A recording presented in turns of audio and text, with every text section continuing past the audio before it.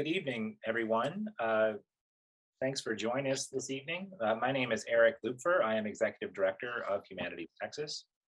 I'd like to welcome you to this program this evening. If you are unfamiliar with Humanities Texas, we are a private nonprofit organization based in Austin, but that has statewide service, and we are the state affiliate of the National Endowment for the Humanities. Our mission is to promote the humanities and humanities education statewide, and we do so through a range of programs. We hold in-person and online workshops for Texas teachers. We circulate traveling exhibitions. We award grants to organizations throughout Texas for public humanities programs. Well, we run a storytime program promoting family literacy, and we also have a reading and discussion program for veterans and their loved ones. And we also hold lectures and discussions like this one. Tonight's program is one in a series that we've held over the past year and a half or so with Foodways Texas. So just on behalf of Humanities Texas, welcome. We're so glad you're here. One note, you'll see a Q&A box on your screen during the program. If you have questions for Dr. Vu, please submit your question there. But now I'll pass the mic to my co-host, Marvin Vendela, Executive Director of Foodways Texas. Marvin. Hi, everyone. Welcome to our program tonight. I'm the Director of Foodways Texas. And for those of you who are not sure about what Foodways Texas is or does, we are also a nonprofit, started out as one outside of a university setting, but was absorbed into the University of Texas. And now we're a program in the American Studies Department here in Austin. We travel the state collecting oral history interviews. We put on events, food events, educational food events around the state, namely a symposium that we were doing up until COVID, and we will be bringing back a full symposium in 2023 in the spring to commemorate our 10th anniversary in our 13th year since we've missed a couple of years. So I get the pleasure tonight of introducing Dr. Roy Vu for our program and for his presentation. Dr. Vu is a professor at Dallas College, North Lake campus. He's author of several publications, one of which is Natives of a Ghost Country, Vietnamese Americans and Their Home Gardens, which is a chapter in an edited volume called Asian Americans in Dixie, Race and Migration in the South. He's also currently working on a book project entitled Farm to Freedom, Vietnamese Americans and Their Home Gardens, which will be forthcoming from Texas A&M University Press. He also sits on several boards, two of which both organizations I love, Planet Forward in Houston, and then of course Foodways Texas as well. He's one of our advisory board members around the state. So please welcome Dr. Roy Vu, and a reminder that if you do have questions throughout, please put them in the Q&A box. And at the end of the program, we'll go through some of those and moderate a Q&A for you. Okay, thank you. Thanks, Dr. Vu. Thank you, Dr. Benelli, and thank you, Dr. Eric Lupine. So I appreciate you both. I want to thank Dr. Eric Lupine at Humanities Texas, as well as Dr. Benelli, Foodways Texas, for an invitation to give a presentation about Vietnamese gastronomy, particularly about Bánh Mì. Let me go ahead and proceed with sharing my screen. I am privileged and honored to be a part of the Humanities Texas Public Lecture Series. I sincerely hope to provide a presentation worthy of the series speakers that preceded me. I'm also grateful for your presence to join us here today. After my presentation, please do not hesitate to ask questions or offer comments. I will try my best to answer your questions and listen to your comments. I sincerely appreciate your attendance today. Before I begin my paper presentation, I wish to acknowledge, as a Vietnamese American born and raised in Houston, Texas, and with Vietnamese refugees as refugee settlers, that I'm humbled to be born and raised on indigenous land, home of the Akukisa Indians. I hope my presence will not be a disturbance, but rather my own personal start to action for indigenous people's rights. The title of my presentation is called the Bánh Mì, from foreign food to all, in parentheses, Vietnamese American. Now, just to put it up front that I am not an expert on Vietnamese cooking. I'm not a good cook at all in general. My wife is a phenomenal cook, and she knows how to make a plethora of Vietnamese dishes as well as others. So she is the expert on food. What I do, but also the history of Vietnamese gastronomy. And so today I will talk a little bit about the history of Vietnamese food. Before I do so, I do want to share an early memory of my mother making bánh mì, and then talk a little bit about my older sister Catherine and her story about remembering eating bánh mì in Vietnam. So when I was a child, my mother would make us bánh mì regularly, and it would be her version, simplistic, working class, delicious. She would buy a whole French baguette rather than the smaller, lighter baguette rolls that the Vietnamese preferred, then slice the whole baguette into several nearly even rolls. After placing the rolls in the oven to toast, she would untie the strings and pull off the aluminum foil that encased the zaloa or pork sausage loaf, and dice the pork loaf into small rectangular pieces. She would then take out the rolls and cut them open on one side officially, but partially stuffed, each 4 to 5 inch roll with slices of zal. Next, she took a few sprigs of cilantro and placed them in each row. For the final touch, my mother would sprinkle Maggi or light soy sauce as evenly as possible. And she was done. Uh, her banh mi sandwiches were crunchy, warm, filling, and tasty. Such a simple sandwich snack filled our bellies and made us happy. My mother's banh mi was ordinary in its construction and ingredients. Put together, however, she made a magical and tasty version of banh mi that was a little different from a typical banh mi in a Vietnamese sandwich shop. Making banh mi was also a significant part of our mother showing her love for us. Like most Vietnamese parents of their generation, our parents really hug their own children or say, I love you to their children. And so making banh mi and other Vietnamese dishes was certainly a way for Vietnamese parents to show their affection for their children. My older sister, Catherine, reiterates the fact that whenever our mother made banh mi or after dinner Vietnamese desserts such as bánh chuối chiên or fried bananas, that was a sign of her affection and love for us. Catherine, again, my older sister, recalls her early childhood days of growing up in Vietnam. One of her fondest memories including taking walks with our uncle to visit the food stalls in the streets of Vung Tau. One of the banh mi vendors was my uncle's girlfriend at the time, before they were separated by the war's end. Whenever our uncle invited his nieces and nephews for some street food, Catherine remembers being excited and looking forward to eating a simple yet delicious banh mi made daily by our uncle's girlfriend. The fresh baguettes and ingredients were what she savored. The opportunity to eat some Vietnamese street food was a rare but delightful treat. Quote, it was just that it was fun to eat street food. It's nice to grab something to go that's hot, fresh, and homemade. Being poor, street food was still an occasional luxury for us. End of quote. So here lies the beauty of Vietnamese food. The cuisine is both simple and complex. There are countless ways to create, construct, and cook a Vietnamese dish, and yet the balance of flavors and textures is what makes Vietnamese food so versatile. Even with ingredients that are sparse or unattainable, Vietnamese dishes such as bánh mì could still be made from home and be delicious.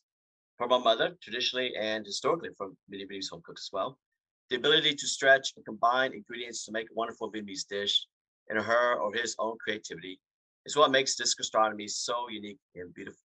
It is to be Vietnamese. On to a brief history of Vietnamese cuisine. Start with regional culinary dishes. For Vietnam, there are 3 major regions: the North, the Central, and the South. And in each region, you have a long culinary history, a unique history of different dishes concocted by residents of each region. For North Vietnamese, the most popular arguably would be pho, and there are many other dishes as well. For Central Vietnam, in that region is known for dishes like bún bò Huế or spicy noodle soup. And for South Vietnam, goi corn or spring rolls would be one of the popular dishes that come from the southern portion of Vietnam. Food historian Erica J. Peters writes, quote, French fare was not the first foreign influence on Vietnamese cuisine or the last, but the era of French dominance proved to be a moment of cultural as well as political conflict, one feeding off the other as the years of occupation stretched into decades of colonialism, end of quote. Historically, the Chinese have had a strong imprint on a plethora of Vietnamese rice and noodle dishes. For instance, the Chinese-inspired stir-fried dishes such as mi sao and mi sao dong remain popular among the Vietnamese and Vietnamese diasporas. Of course, vịt quay, roasted duck, as well as thịt heo quay, roasted pig, are Chinese-influenced proteins used in bánh mì as well. As regards to Vietnamese gastronomy, it has also been significantly influenced by Indian and South Asian cuisine. For instance, chicken curry, uh, chicken curry dish is still commonly consumed by Vietnamese and Vietnamese diasporas alike. As for French food, the cuisine did not take off in Vietnam until the early 20th century, with French colonialism in full force, and the Vietnamese realized that the French were there to stay for several more decades. Bánh mì certainly did not start off as a popular food item among the Vietnamese. Quote, the turn of the century, the 19th century, not the 20th century. French cliche declared that rice is to Vietnamese meals, what bread is to French meals. Bread was not meant for the Vietnamese, they said, but rice would be out of place in a French diet. End quote. But by the 1910s, French writers in Vietnam began to describe widespread Vietnamese appreciation for French bread as well as butter and Gruyere cheese. By the 1920s, it was commonly documented that some Vietnamese people breakfasted on cafe au lait and toast.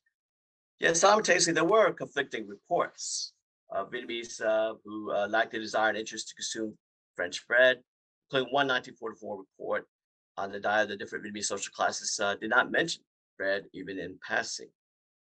However, the Vietnamese difference or perceived difference to the French baguette notably changed after World War II. According to Ms. Van Dye, French educated woman, high-born poet, writer, and anti-colonial fighter in the 1930s and 40s, bánh mì had become the norm for breakfast among the Vietnamese. Dye wrote one of the first printed cookbooks in Romanized Vietnamese, Làm Bếp Giỏi, or translation Good Cook, published in the early 1950s. By the 1950s, Vietnamese food vendors were selling bánh mì in the streets of Saigon, Vũng Tàu, and other cities. Although primarily a breakfast sandwich, bánh mì became a popular and versatile sandwich that could be consumed for lunch or as an afternoon snack. I will shift over to the traditional ingredients of bánh mì,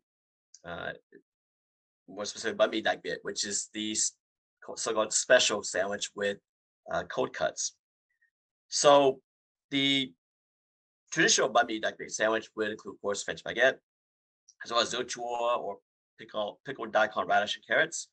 Also, cucumber, cilantro, or sometimes referred to as raw muối. Back in Vietnam would be, for instance, Thai chili pepper, bird's eye. Here in the U.S., more specifically Texas, would be jalapenos, and we'll talk a little bit more about that later.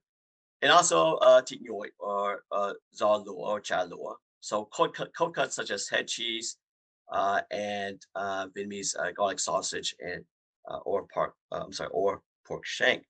And finally, will be sprinkled off with some Maggi sauce or light soy sauce. Now, there are some other popular Vietnamese dish sandwiches such as bánh mì thịt nướng, charcoal grilled pork, bánh mì xá xíu, Chinese barbecue pork, so another Chinese influence there, bánh mì thịt gà, charcoal grilled chicken, and bánh mì chai, vegetarian version of the bánh mì. Now, going back to the history, the brief history of Vietnamese gastronomy, in this case, bánh mì, food historian Wu Hong Lian states that, quote, for the less well-off, the bánh mì style was good enough, or perhaps even better, for it's more versatile with more combination. No fancy rolls were needed. Instead, a long stick of bread was cut into lengths of about 8 inches and split open. Butter, mayonnaise, or pate, or all three, were spread inside before the main ingredients were added.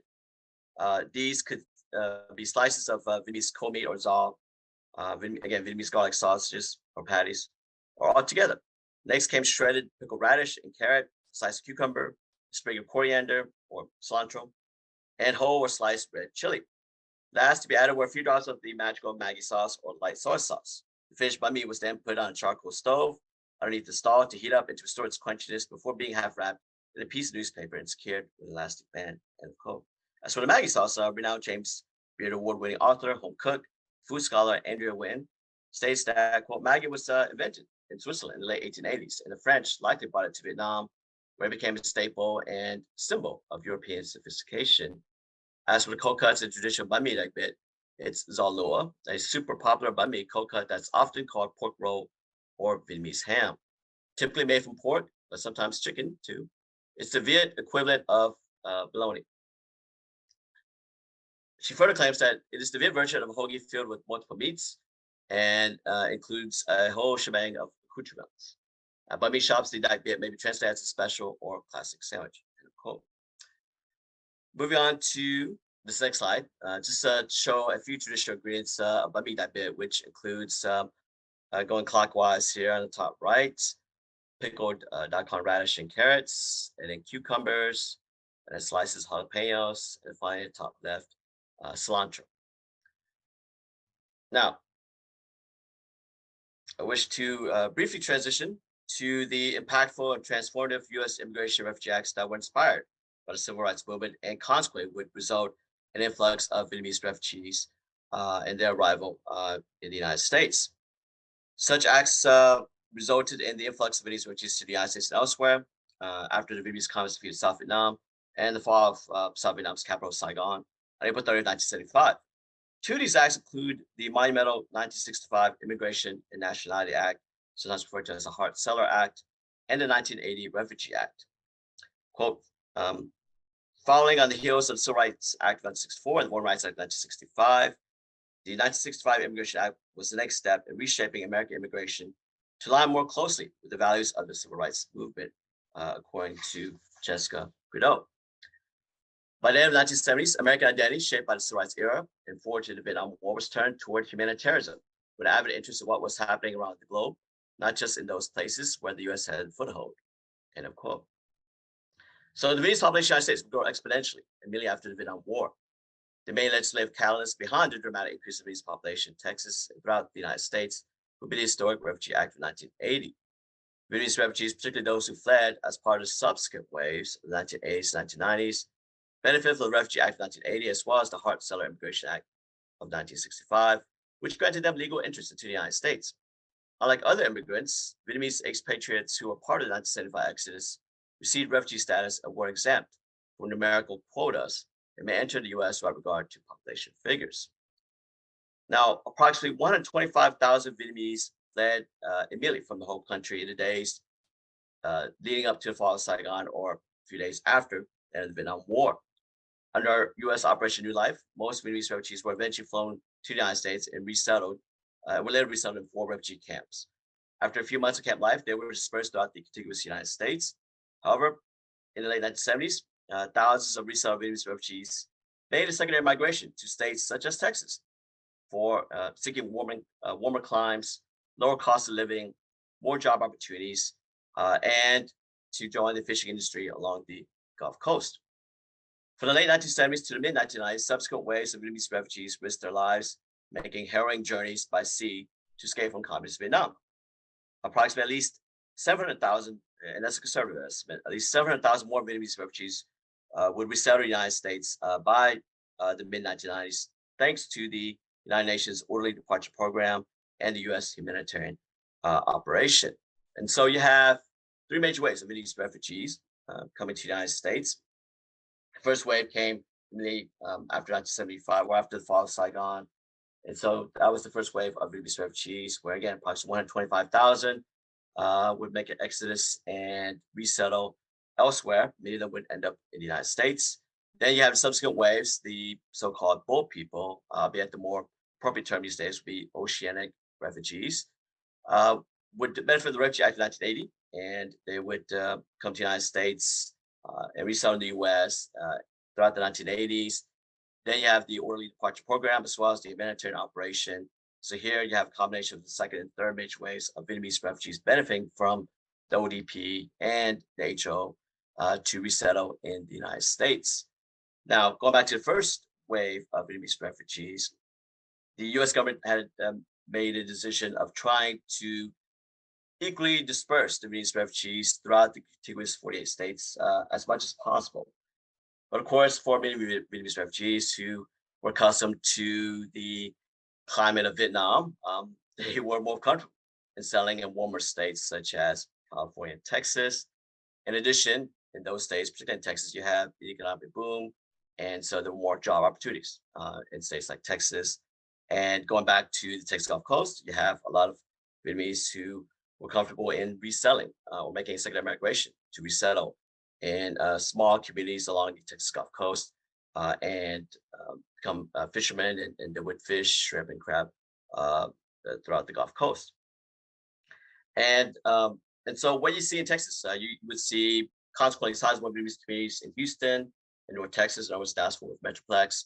Also in cities like Amarillo, Austin, Port Arthur, and also the smaller communities along the Texas Gulf Coast. Now, I want to go ahead and transition. Well, transition to what I call Vietnamese American foodways.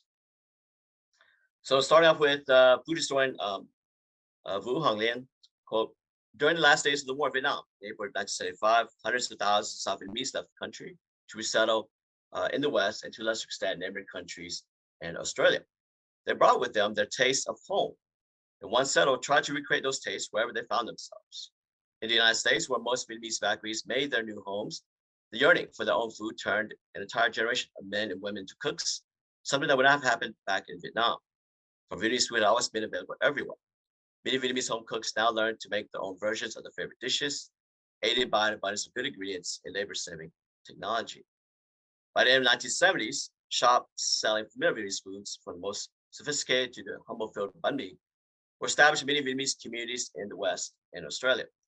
Some types of food now became house specialties for certain restaurants, with specialist restaurants being the most popular. The old Bánh Mì stalls of home were replaced by Bánh Mì shops selling thousands of portions a day. End of quote. In the United States, more specifically Texas, like many other cuisines, such as Texas Mexican cuisine, Vietnamese food has also evolved over time, inspired by new locales. Like other cuisines, Vietnamese gastronomy is not static, but rather dynamic. And Vietnamese diasporas have brought forth their culinary traditions to new shores, elevating Vietnamese comfort food to new heights. Consequently, Vietnamese diasporas strongly influenced and shaped Vietnamese cuisine in the United States while introducing their version of Vietnamese food to American palates. Along with rich culinary traditions in Texas, Vietnamese diasporas would add their own flavors, textures, smells, tastes, and as well as home garden produce to Texas foodways. New ethnic groups such as the Vietnamese diasporas contribute significantly to the continued making and transformation of the ever-expansive Texas gastronomy. Yet the assimilationist model does not accurately depict Vietnamese Americans and their foodways in Texas. So for the first generation of Vietnamese restaurateurs, for instance,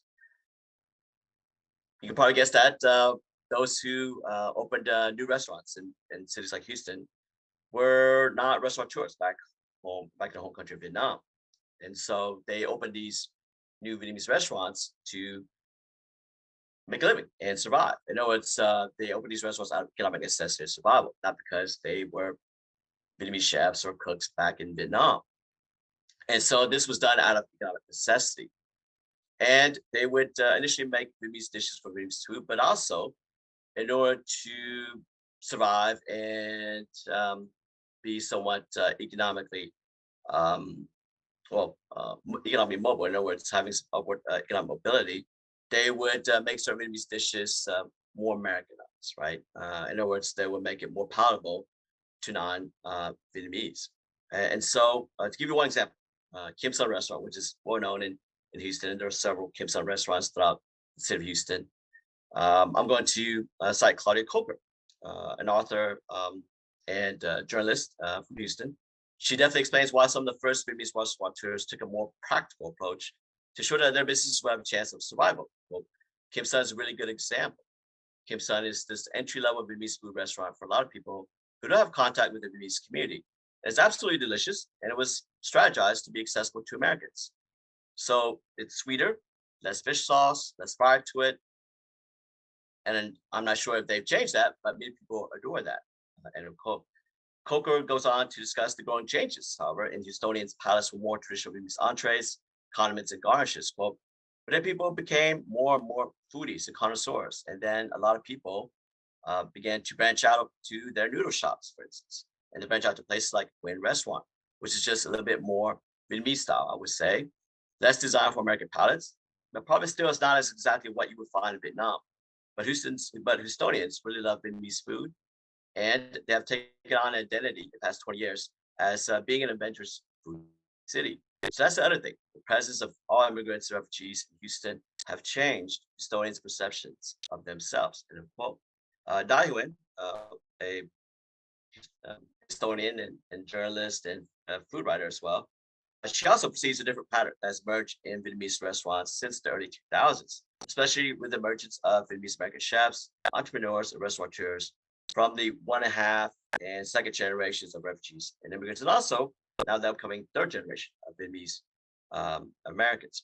So in the beginning of the resettlement in Houston, Vietnamese refugees opened restaurants as a vehicle to make a living here in America for post-war and refuge survival. According to Huynh, many Vietnamese arrivals got their start in the restaurant business because it required very little English skills to run a Vietnamese restaurant. Additionally, a family-owned and run restaurant could depend on family members to help, reducing labor expenses.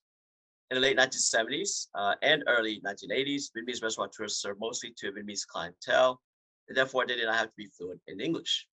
As they felt comfortable speaking in their native tongue, Vietnamese entrepreneurs also managed to attract a healthy number of customers because their restaurants tend to be inexpensive to dine and have menus that included a diverse number of dishes to satisfy the palates of their fellow countrymen, as well as new clientele.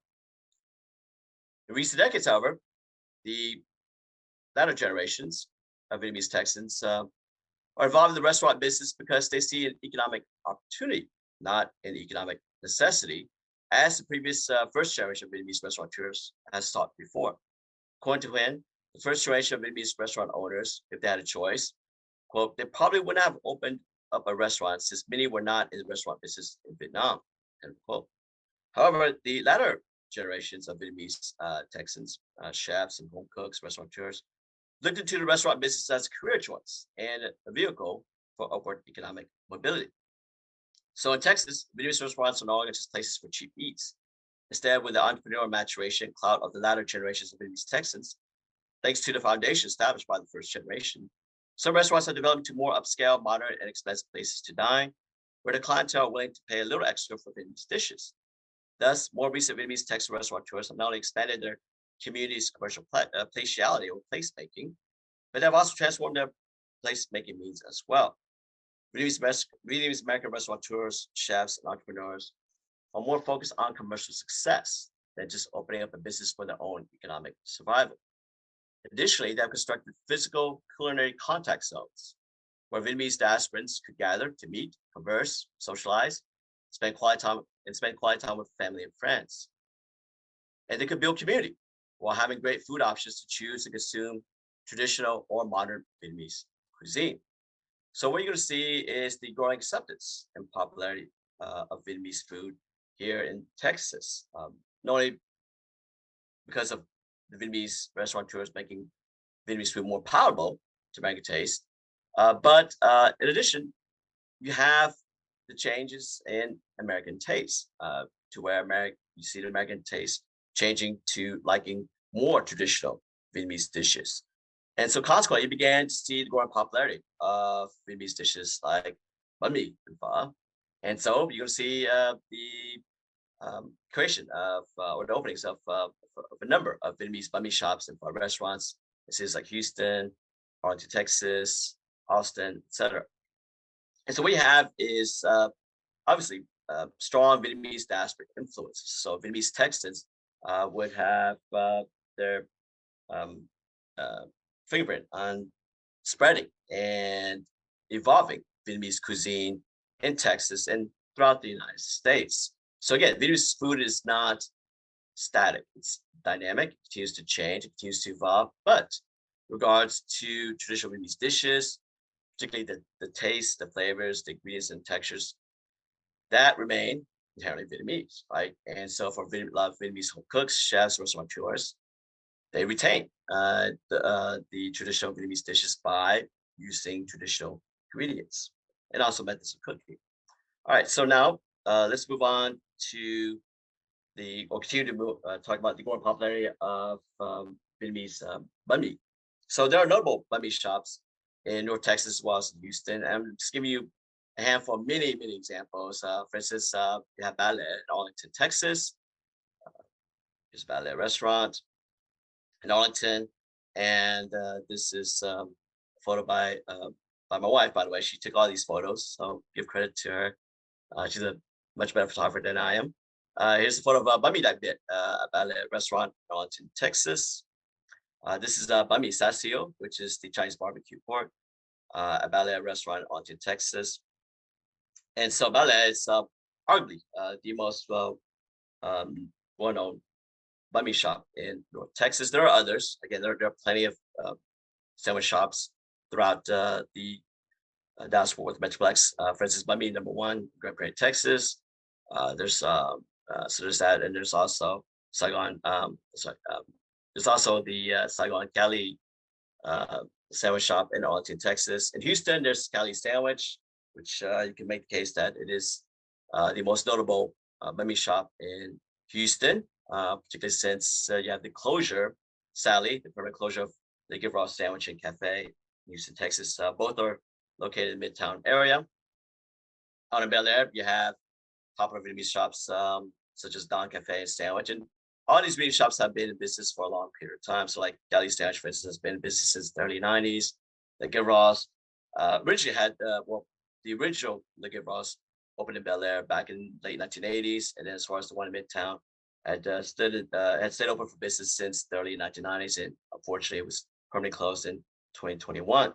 And some of the reasons why banh mi is growing popularity include the fact that, again, it's tasty and delicious. It's also affordable and accessible. Okay, so you can get, for instance, a $3 sandwich at a mom and pop hole in the wall banh mi shop in, say, for instance, one of these so-called Vietnamese villages in Southeast Houston, in the Park Place neighborhood.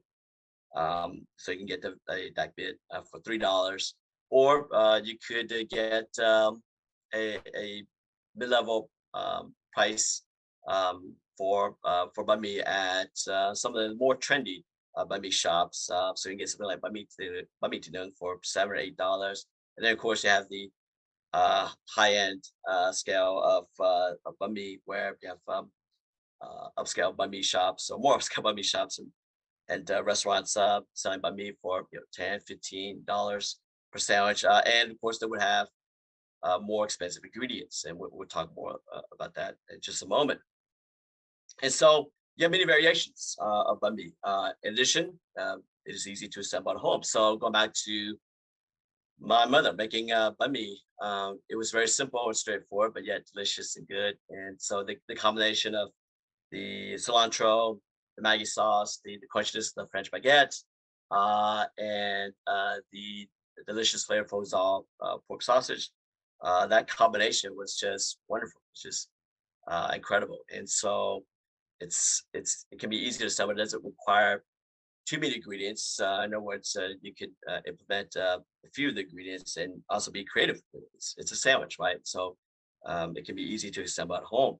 And again, I want to reiterate the fact that there has been changes in American palate, particularly in the last 3 decades. In other words, since the 1990s, you have seen a dramatic a number of dramatic increase in the number of banh mi shops, as well as for restaurants in Houston, Austin, Dallas, Fort Worth, etc.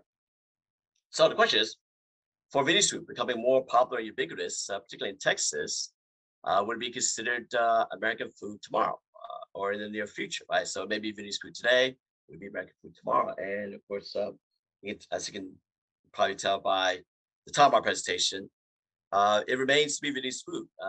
And it may continue to be more popular and ubiquitous throughout Texas and the United States, but remains inherently Vietnamese when Vietnamese gastronomy is largely driven forward by, again, Vietnamese American home cooks, chefs, and restaurateurs. And so as a result, you don't see, in my argument, cultural appropriation, right, or even assimilation in this case, because here you have Vietnamese refugees bringing their traditions with them, including culinary traditions, to the United States and transforming those traditions to their own liking, right, in regards to the ingredients readily available, as well as the technology readily available in Texas and throughout the US. So consequently, they're the driving force, right, behind Vietnamese cuisine here in Texas and throughout the US. All right, let me show you a few more photos. Here you have Cali Sandwich, a very popular sandwich shop in Midtown Houston. Bánh Mì to Nung, I would argue is the best sandwich. It's my favorite. Although many would argue the Dak Bit, the traditional classic or special sandwich, is the best bánh mì. So here's a photo of a couple photos of bánh mì Dak Bit at Cali Sandwich in Houston, Texas, which again has been in business since the early 1990s. I would say 1993. Again, unfortunately, Give Ross has closed for business in 2021 during the pandemic, and so it's sad to see such cafes, Vietnamese cafes and restaurants going away, particularly since Le Gavras was considered as, or you can make the case that Le Gavras was a Houston institution. All right, so let's move on to what I call 21st century Bánh Mì. Well, actually, I'm sorry, I skipped a step here. I do want to talk about um, the growing pop. I want to continue talking about the growing popularity of Vietnamese cuisine in Texas. So my apologies. So let me just go back to, well, let's leave it at this slide here and talk about and comment about the ever-changing and growing not only Vietnamese gastronomy, but also Texas Southern gastronomy. And in fact, I want to quote John T. Edge, food historian and scholar, who analyzes that, quote, Southern food has never been static, like all expressions of culture, from music to literature. Foodways have been fluid reflections of time and place. Marriages of old ideas and new ethnicity define a new creolized cuisine, end of quote. This does not necessarily mean the gradual assimilation or disappearance of Vietnamese cuisine. In fact, Vietnamese food itself is diverse, with the dishes, flavors, and tastes coming from different regions of the country. Interestingly, here in America, certain Vietnamese dishes become more prevalent and gain greater reception in the mainstream. Vietnamese American home gardeners, cooks, chefs, and restaurateurs are finding inventive ways to expand or refashion Vietnamese culinary traditions. So regarding popular Vietnamese dishes, with the arrival of Vietnamese gastronomy to use its culinary scene elsewhere, as I mentioned, pho, bánh mì, are two of the more popular dishes. One can find a pho restaurant or a bánh mì shop in just about every neighborhood in the city. They are ubiquitous and growing popularity. And I want to quote David Leftwich. He says that, quote, David Leftwich, as some of you know, is an incredible food writer and scholar from Houston. And he says that, quote, I think that Vietnamese cuisine, at least in Houston and probably along the Gulf Coast and in New Orleans, has become an accepted go-to cuisine just for every day. Like every neighborhood now has a neighborhood Vietnamese restaurant, as these two, bánh mì and pho, may be really good, but not the most adventurous. Like bánh mì and pho are like staples for everybody, for almost all communities in Houston. End of quote. Concurrently, Vietnamese American restaurateurs, chefs, and home cooks are adding new ingredients, flavors, and textures borrowed from other cuisines. Referring back to Mr. Dave Leftwich, quote, you'll see going both ways. Vietnamese restaurants adopting Southern cuisine to their stuff, like Viet Cajun crawfish being probably the most primary example of it, where they're taking this Cajun tradition of boiling crawfish and put a Vietnamese spin on changing the spices and adding more butter. It's interesting too because it's a collusion of French from the Cajun and French from the Vietnamese. End of quote. In addition, Leftwich notes that local chefs such as James Beard Award recipient Chris Shepard infuses Vietnamese herbs, flavors, and styles of cooking into their takes on Southern cuisine. He also believes that one day fish sauce, commonly used ingredient condiment in Vietnamese dishes, will become as ubiquitous as salsa. He also argues that despite the popular melting pot narrative, he muses that the United States is more of a mosaic nation rather than a melting pot, where immigrants and refugees could and should retain parts of their culture. And I wholeheartedly agree with Mr. David Leftwich. All right. So moving on to the influence and the popular, I mean, more specifically in Texas.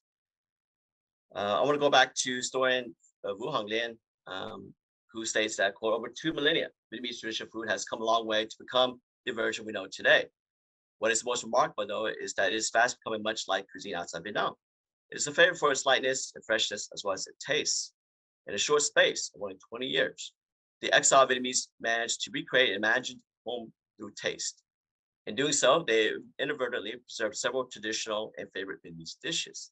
At the same time, as with any language in exile, if it had a voice, Vietnamese food in the West will speak with a different accent and many borrowed words, for it has evolved, branched out, or modified to suit local conditions. End of quote. So traditional Vietnamese dishes such as pho remains popular in Vietnam today, and arguably more celebrated beyond the country's geographical borders. In fact, Vietnamese diasporic chefs have come up with creative ways to put a new spin on traditional pho. Going back to Vu, she superbly analyzes that, quote, Vietnamese, I'm sorry, in many world cities, bánh mì or pho shops have come to stay. And some are coming out to their ethnic enclaves to be warmly welcomed on high streets. After centuries of fluctuation and divergence, the food of war and the food of peace have now converged to become Vietnamese modern food, appreciated not just by the Viet, but also by many visitors to the country. This appreciation has led to some Vietnamese dishes such as pho being brought out of Vietnam, contributing to the culinary diversity of the world's most cosmopolitan cities. Among the Vietnamese foods popular in the West, filled bánh mì seem to be favored the most, to the extent that bánh mì takeaway shops have become a familiar feature of some high streets among the early arrivals, Chinese, the Japanese, the Thais, most recently the Korean. The once humble filled lengths of French baguettes, Vietnamese style, are now in serious competition with the traditional Western sandwiches. End of quote. So you have here Texas Mexican and Texas influences on the banh mi. As I mentioned, jalapeno peppers. Also, in more medium priced restaurants, even higher priced sandwich shops, you have, for instance, more expensive cuts like brisket barbecue, as well as wagyu beef and pork belly being utilized as ingredients in their banh mi. And you also have Mexican influenced ingredients like bolillo rolls that are sometimes used to substitute French baguettes. And so some Vietnamese prefer bolillo rolls, right? And so here you have Texas Mexican influence. And you have also different pricing points, right? As I mentioned before. So you can get a $3 banh mi in Houston and in Dallas. You can also get an $8 banh mi as well as a $15 banh mi if you wish. And you also would find not only new ingredients, but also new places to find banh mi, such as in smoothie shops and regular Vietnamese restaurants, as well as in some American restaurants. In addition, you'll find banh mi in some food tours, like the food tour we took in Savannah, Georgia back in 2017, where at the end of the food tour, our last stop was an American sandwich shop. And the dish that we tried was their banh mi. And so it was actually pretty good. Now they misspelled the word banh mi, but that's okay. The sandwich was good, and so we really enjoyed the Savannah food tour. In addition, you have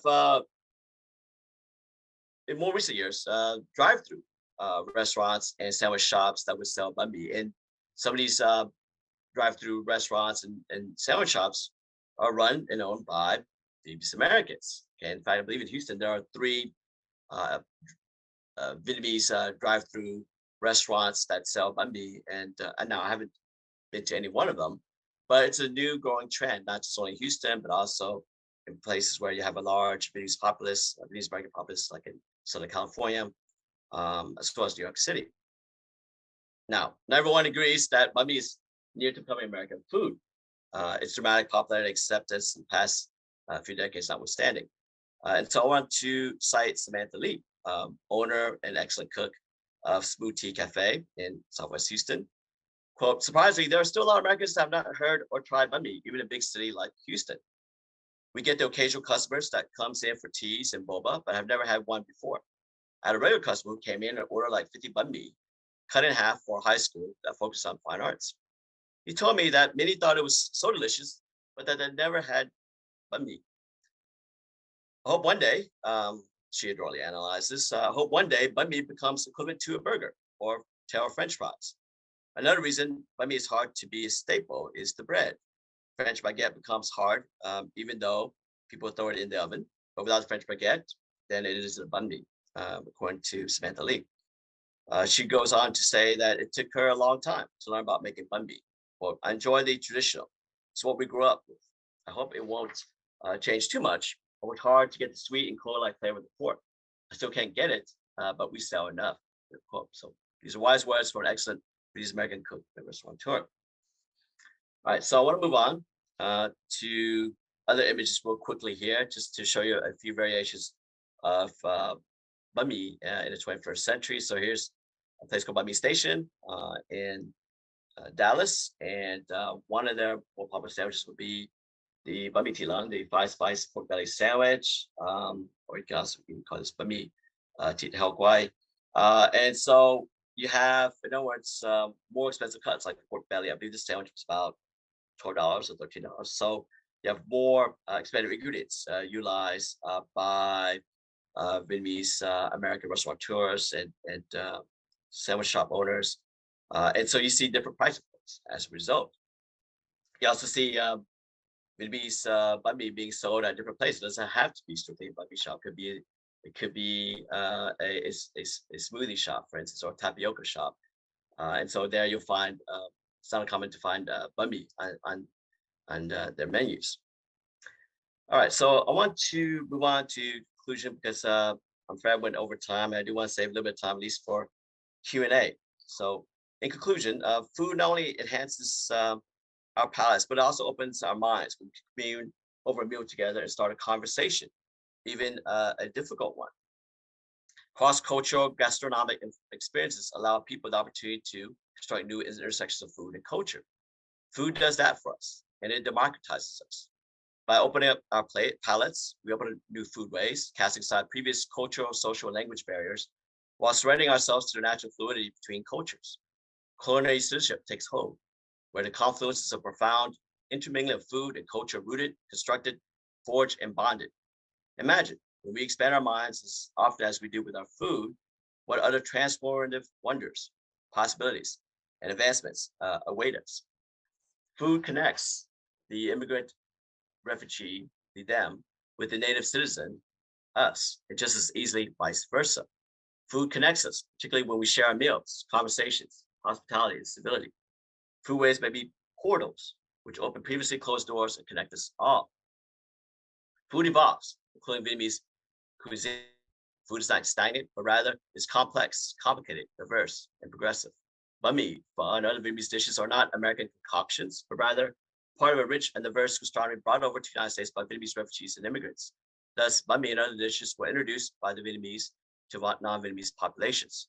Such Vietnamese food staples have become popular and ubiquitous in Texas and other parts of the United States because American palates have changed and grown to like such Vietnamese dishes, thanks to Vietnamese American home cooks, chefs, and restaurateurs. Bánh mì is popular and prevalent because the Vietnamese sandwich is simply delicious, affordable, accessible, and flavorful. Bánh mì and also pho have transitioned from being a foreign food to an all Vietnamese American food. And all Vietnamese gastronomy contributes to the growing mosaic of foodways that make up American cuisine, which is diverse, dynamic, and oftentimes immigrant and refugee driven, particularly in Texas. So here you have, in my conclusion, some statements like most cuisines, Vietnamese food evolves. Bánh mì and pho more popular and bigger in the US, but they inherently remain as quintessential Vietnamese food.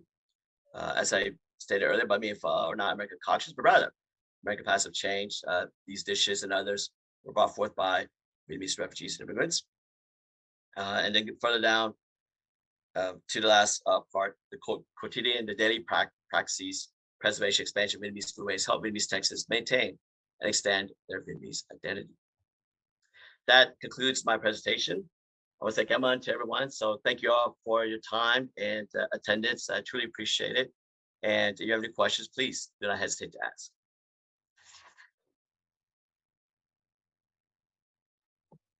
Okay, we have a few questions here from the audience, Roy. So let me go ahead and let's see. Let's start with. I don't know what town they're talking about in this particular question from an anonymous attendee. With so many Vietnamese restaurants popping up all over town and being very affordable, will the art of Vietnamese cooking be lost for the younger generations? I think you could probably say that about pretty much any of the larger cities in Texas. So, but the question is, the main part of the question is, will the art of Vietnamese home cooking be lost for the younger generations? That's an excellent question. So going back to tradition versus trends, right? So it's that push and pull, right, between tradition and new trends. And so you have people like Samantha Lee, who still focus on traditional cooking of, say, for instance, her bánh mì thịt nướng. She would use her charcoal to grill her thịt nướng, and like the owners of Cali Sandwich as well. So such traditions would remain. And so I think so long as you have Vietnamese American home cooks who dedicate themselves to traditional methods of cooking and embrace traditional Vietnamese food, then I don't see that going away. Now, that said, you do have, at the same time, particularly the younger generations, focusing on making not only Vietnamese food more palatable to non-Vietnamese, but also making Vietnamese food their own way. And so by doing so, I don't think the Vietnamese culinary traditions won't simply go away overnight. I do think Vietnamese culinary traditions would be somewhat transformed, but that said, going back to history, right? You have the transformation of Vietnamese gastronomy over the years, right? With the strong influences of, say, for instance, the Chinese, the South Asian, and later the French, right? And so that is constant in history, and so that's going to continue in history, even in the history of Vietnamese American diaspora. And so I don't see that changing. And so my conclusion is that when I have both, right? Again, you can have your traditional $3 traditional Vietnamese sandwich, and if you wish, you want to splurge a little bit, you have your $15 Wagyu beef Vietnamese banh mi. So I think there's room for both. Is my Well, this next I'm going to come back. There was another question from this person, I think, and I'll come back to it in a minute. But this, let's see, this is from Hu Wen. It's someone probably asked about authenticity. I don't think anybody has yet, but so they would like to know how you would differentiate between a banh mi that is culturally appreciated versus culturally appropriated. For example, Trader Joe's deconstructed banh mi bowl. It's a great example. Yes. So that's a tough one, and I'm afraid I won't be able to answer your question because that's open to interpretation. You do have notable and award-winning Vietnamese very home cooks like Andrew Nguyen, James Beard, award-winning author and home cook, who has written several phenomenal books on Vietnamese cooking. She also ventures out to make deconstructed banh mi, right, or use other ingredients such as well, for instance, she'll make she has a recipe for banh mi salad, for instance, right? That doesn't include obviously the French baguette or the bolillo roll. So is that a banh mi? Technically no, but she goes on to say that it does maintain the essential flavors of a banh mi, right? I just so happen to be a sandwich. And so as a result, that's open to each individual's interpretation. So for me, it's my humble opinion. I would technically argue that a banh mi, I'd have to agree with Samantha Lee. Going back to her, I would agree that a banh mi needs to have a French baguette, or at least a substitute of it to make it a banh mi. That said, I don't harbor any resentment for Vietnamese American home cooks or restaurateurs or chefs for venturing out and trying new inventive ways to make banh mi, because I think by making such new inventive ways, you're actually creating what's called gateway foods, right? For non-Vietnamese to be perhaps for the first time be introduced to Vietnamese food. And so there may be, for instance, for some reason, may be reticent to try pho or banh mi, and so they'll try a deconstructed pho or try a deconstructed banh mi first and see if they like it, and then that could be a gateway to other banh mi or actual banh mi, and then to other Vietnamese dishes. I'm started chuckling a little bit here because I saw a question or a statement go by on the chat that said, "Can it even use the term banh mi if there's no bread?" Right. Technically, no. I mean, banh mi is the word banh mi is bread, right? Literally. So Yeah. so and then of course it became synonymous with the Vietnamese banh mi sandwich, right? So yeah. A couple of questions here from Cheryl Mon. Okay. I think the first one is really interesting, and I'm not sure that your research goes into this, but I'm interested to hear your thoughts. She says, "I'm surprised there's not been more of a movement away from the baguette as a reminder of French colonialism." And she says, care to discuss it. So it's mostly just, what are your thoughts on that?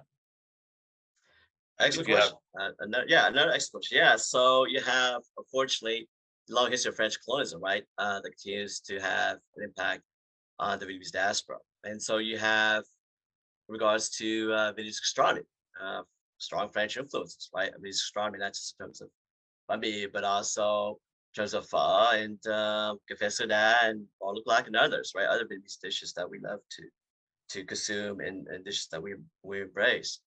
But that said, I mean, and I'll go back to Andrew Nguyen again. I would argue, and she would argue this as well, that these dishes are French-inspired dishes, right?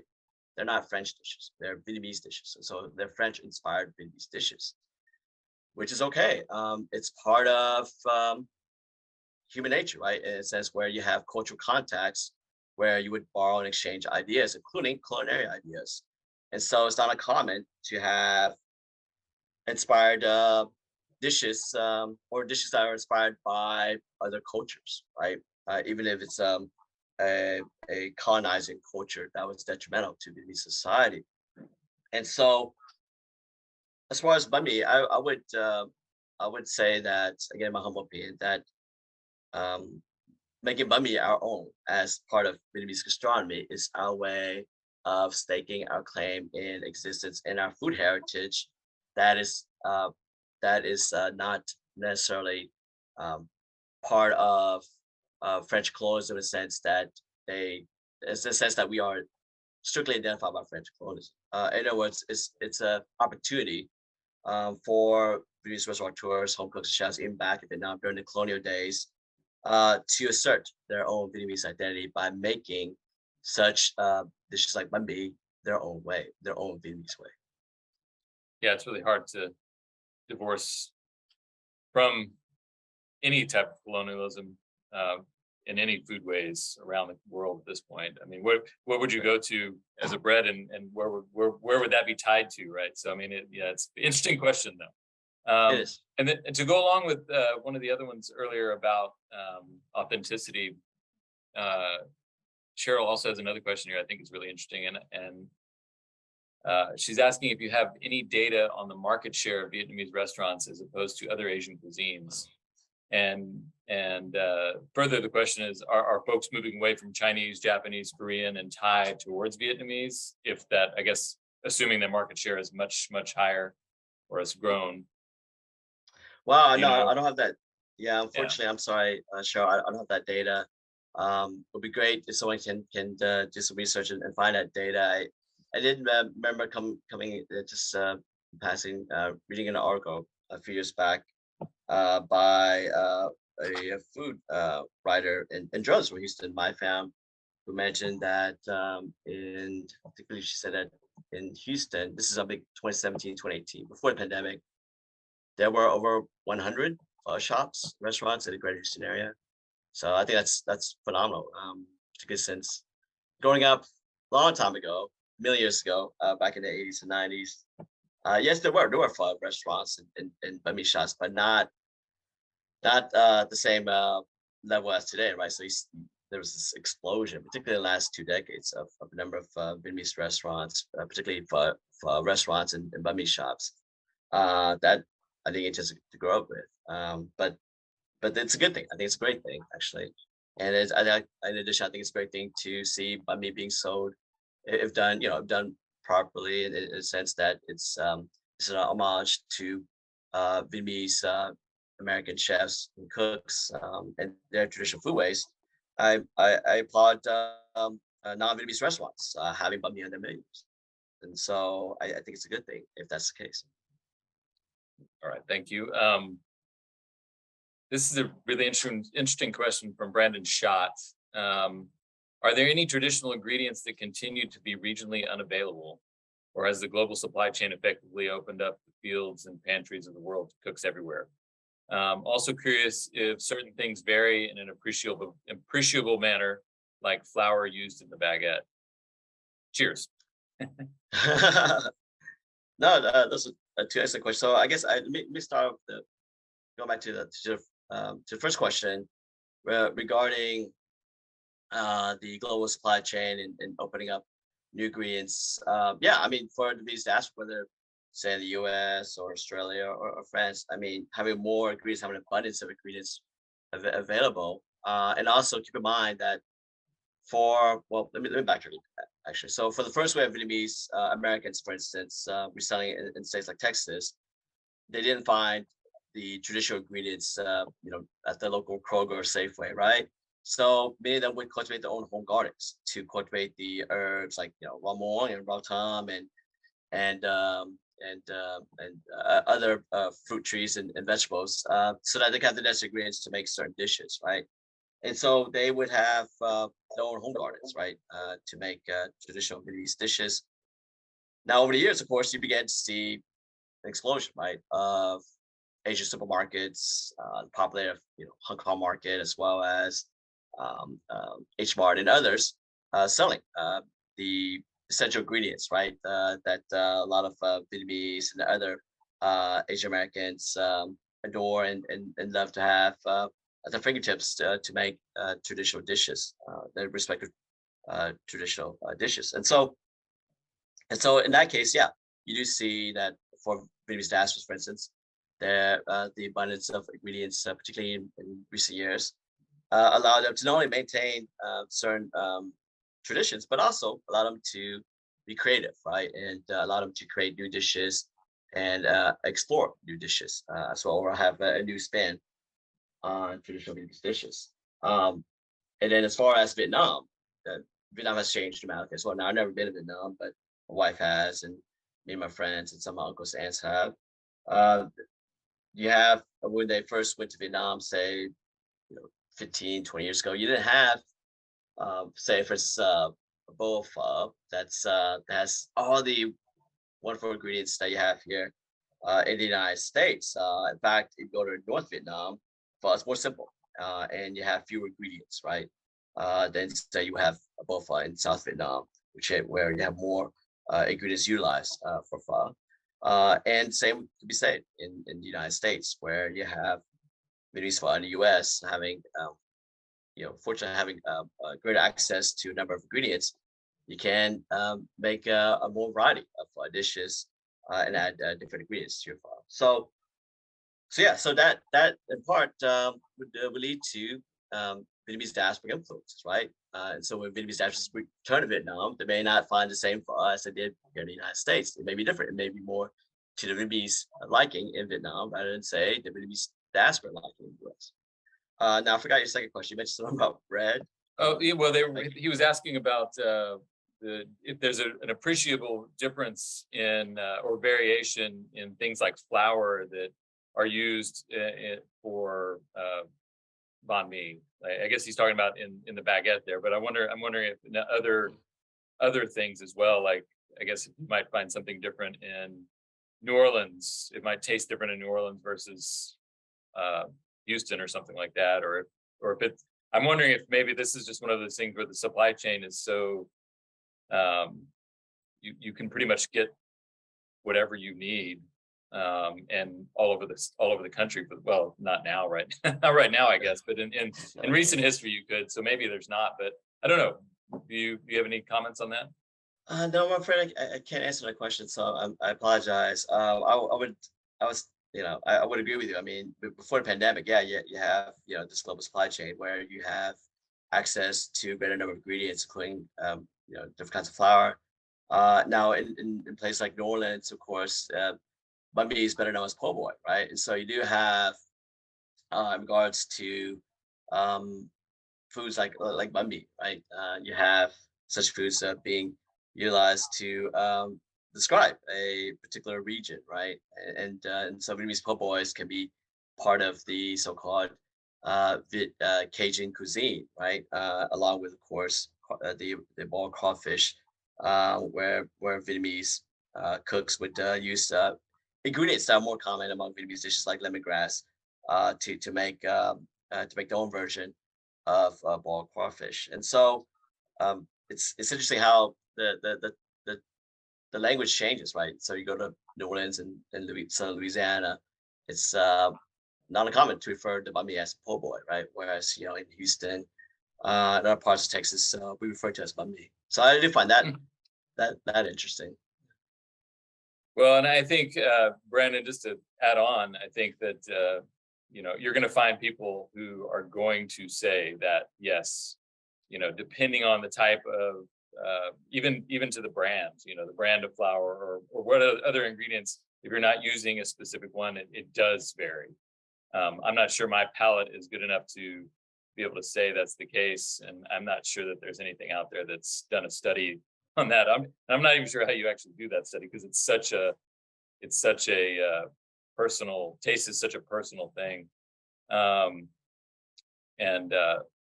it of course more context involved as well. So, but thank you for those questions.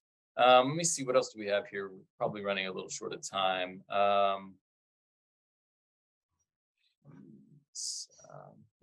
Well, these two kind of go along. Faith Kramer is asking, she says, I know this research is focused on Texas, but do you see other regional variations of the sandwich in the USA or elsewhere? And then just to add on, we had an anonymous question that wants to know, what is the bigger Vietnamese food scene, Houston or San Jose, California? Well, I'll answer the second question first. I'm biased. I'm from Houston, so I'm gonna say Houston. Yeah. And interesting. I mean, as far as the Vietnamese population in Houston, I think quite possible. I mean, there's a strong. Well, as far as the American Community Survey, the most recent one, as far as the way the demographics have trended, it won't be surprising in regards to the 2030 census, where you have a larger Vietnamese population in Houston than say San Jose, and so therefore Houston will have the second largest Vietnamese community in the U.S. Right now, I believe it's still San Jose, but not by much. And so over the years, there have been a greater population growth, greater growth in Vietnamese population in Houston than in San Jose. Now, I forgot the first question. So what's the first question? I'm sorry. The first one was just, or do you see other regional variations of the sandwich in the USA or elsewhere? Well, you talked about that in about New Orleans, but have you noticed any others? These are excellent questions. That's another excellent one. So going back to the Bánh Mì po' boy, right? So one of the more popular sandwiches in New Orleans, Louisiana, would be the oyster po' boy, the Vietnamese oyster po' boy. So you have a Vietnamese bánh mì, but with cooked oysters, right? Instead of say the traditional dak viet, right? And so you see that being more common in New Orleans and Louisiana than say in Houston or Dallas, right? Not to say you can't find a Vietnamese oyster po' boy in Houston or Dallas, but that's just more prevalent in New Orleans and Louisiana. And so yes, it does change to a certain degree. So that's an excellent question. And I think you touched on this somewhat in your presentation already, but Malcolm Pearson yes. Thank you for the presentation.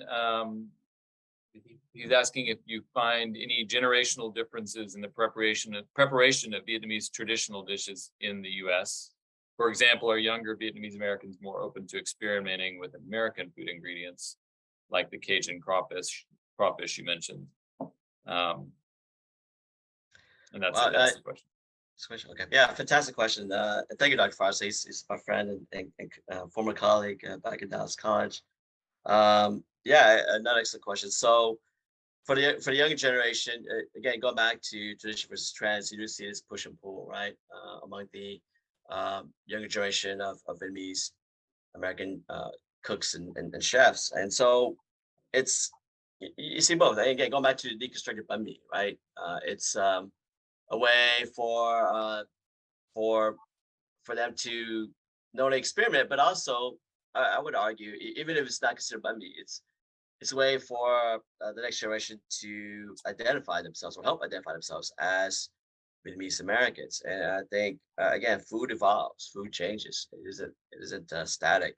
It's dynamic. And so long as, in the case of traditional Vietnamese cuisine, so long as the driving force would be well-intentioned, talented, skillful Vietnamese American home cooks, chefs, restaurateurs leading the way, then I think Vietnamese cuisine would remain in good shape.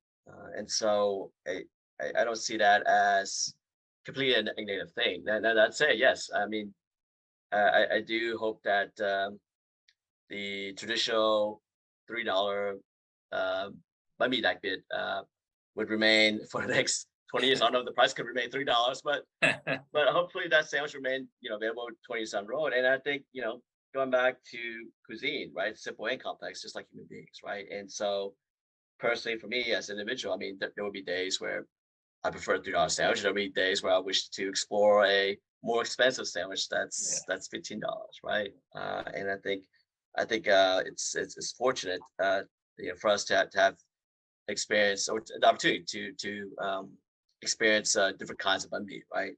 And I think that just adds to the rich diversity of Vietnamese cuisine, even in Vietnamese bánh mì. And so as far as the younger ones, I mean, one of the younger ones, they're obviously younger than I am, but I find it the fact that they're being adventurous, right? And they're using brisket barbecue, right? As Deb's all know, to make bánh mì. And it's not just banh mi. I mean, it's other dishes too. One of the chefs in Houston, I forgot his name, but he made a we had to ask our community members on Foodways, Texas here. He made a bun taco, right? Which is bun is another great dish that's growing in popularity.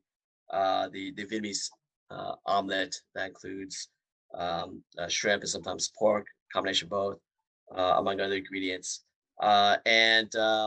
We use the bun crepe to make tacos and call it bun tacos. And so it's fascinating to see bun being made as a taco, right? And so, yeah, I'm curious to see what our colleagues would call that as American taco, which, by the way, it's a great book. Give me a chance to read American tacos. So I encourage that. I mean, I don't think it's a bad thing. I don't think it's a negative thing. I think we do, of course, have to make sure that, Vietnamese food doesn't become, culturally appropriated. But at the same time, I think it's natural for future generations to explore new ways of making Vietnamese food, right? And come up with their own creative ways. Oh, look, we have two more questions. One of them might take an hour to explain. So I'm gonna go Okay. with the other one that I think is a good one Okay. to end on. And the question is anonymous. They're wondering, what cultural exchange and understanding do you hope to see promoted by the cultural exchange of foods like banh mi and pho? Okay, so I'm sorry. They're asking was cut what off. cultural exchange and understanding do you hope to see promoted by the, I guess you could, to rephrase it, probably the popularity of banh mi and pho. And they're asking basically your opinion on what you would like to see culturally exchanged there, and understanding, I guess, between cultures, probably to flesh out the question a little bit. Yeah, no, great question. I have to uh, reference the late great Andy Bourdain, right? And how his shows really opened the doors and palettes, particularly for marginalized populations in Houston and elsewhere, to be recognized and to be appreciated and to be heard, right? And I think such culinary contact zones like a pho restaurant or a banh mi shop could lead to greater cultural connections and lead to new conversations, right? Or start new conversations, even difficult ones. As I mentioned in my presentation, right? Food does that to us. It democratizes us because we're all sitting at the same table. We're all eating and sharing. In this case, say banh mi or pho, and we're creating opportunity to get to know each other and know each other a little more. And so as a result, that would be beneficial, right? Particularly for marginalized groups and populations whose voices may not be heard or whose foodways are marginalized to this very day. And so by opening up the palates and minds, in this case of the non-Vietnamese population, I think Vietnamese restaurants from the more so-called Americanized restaurant like Kim Sun to say a more traditional pho shop or a banh mi shop that sells $3 banh mi or $4 bowl pho. I think each has its own way of opening up the palates and minds of the non-Vietnamese population. And so I think food, we may think it's something that's trivial, but to go back to the French philosopher, right? You are what you eat, and go back to Donna R. Gabacha, another great food historian scholar. Um, food, and how she states that food helps us identify who we are and who we want to be, and so I think that's true. And so I think food is more than just something we consume to live, right, and survive, but also it gives us the opportunity to connect with one another. Excellent, well said. Thank you, Dr. Vu. Eric, did you have a couple comments before we end this wonderful program?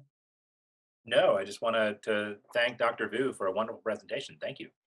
And thank you all for coming out and staying with us. I know we ran a little over time, but excellent questions. I really appreciate it. It makes my job easier. And thank you, Dr. Vu. Really wonderful presentation. Thank you so much. Thank you, Dr. Benelay. Thank you, Dr. Lupine, and thank you, Kelsey. I appreciate you all. And I appreciate all the attendees and I'm grateful for your questions. They're excellent questions. I appreciate comments too. Hopefully I'll get a chance to read the comments after the presentation. So this was a great experience for me personally, and hope you got something out of this presentation. Thank you. Thanks, everyone. Good night. All right. Good night. Bye, everyone. Take care.